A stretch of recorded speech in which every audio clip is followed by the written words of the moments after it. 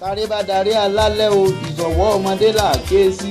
tó bá di káfílù dára káfílù wérọ̀ àwọn ìṣọ̀wọ́ onílù ni tó bá di káfíntàn balẹ̀ ẹ ránṣẹ́ sáwọn àgbààgbà lù ó di káforí ewì dára káforí ewì sẹ̀lọ́ ẹ ránṣẹ́ sàròyé Jésù olùgbàlà ni ilé ọmọ ọlọ́jọ́ bí yá mo fẹ́ lọ forí ewì dára ni Ọlánìkẹ́ Àlàkẹ́ happy birthday to you ooo àtẹ̀yí sàmọ́dún lágbára Elédùmarè ọba ó ti wá sọdún eléyìí ó ti tẹ̀mí nínú owó nínú ọlá àìkú bọ̀rọ̀bọ̀rọ̀ tí ń parí àwọn ìwà kírekóre lédè ọ́ kíbi ó mọ̀ ìyá lójú ọ̀nà rẹ lọ́jọ́ gbogbo àyà dáadáa aya rè lọ́ọ̀dẹ ọkọ tó bá roka ọlọ́ngbọ́ yóò fún mi jẹ àádébì rẹ bá wá ń jà ní òmò ti pè lé mi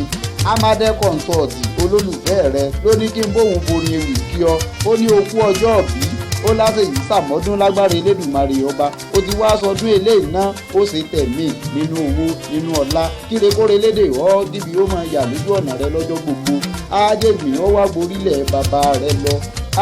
wá máa gbọ́ ìwọ lọmọ Ìlá Ọ̀ràngún ọmọ agbóyè gbọ́là wọ́n máa ń gbọ́ ìlú tó ládé tẹ́ ẹ̀ bá ń wádé ẹ má wádé kiri mọ́ o ẹ máa bọ̀ nílọ Ọ̀ràngún adé ń bẹ níbẹ̀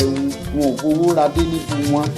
wá máa gbọ́ mi gbárò yéé ń gba oríṣi ilé tó wá lè náwó àbó náwó yé ń kì ọ́ lẹ́ẹ̀kan sí Òṣùpá Ọ̀ràngún wá lé téńté o ogún ọjọ́ bí òní àtẹ̀yí sàmọ́dún lágbára Elédùmarè ọba happy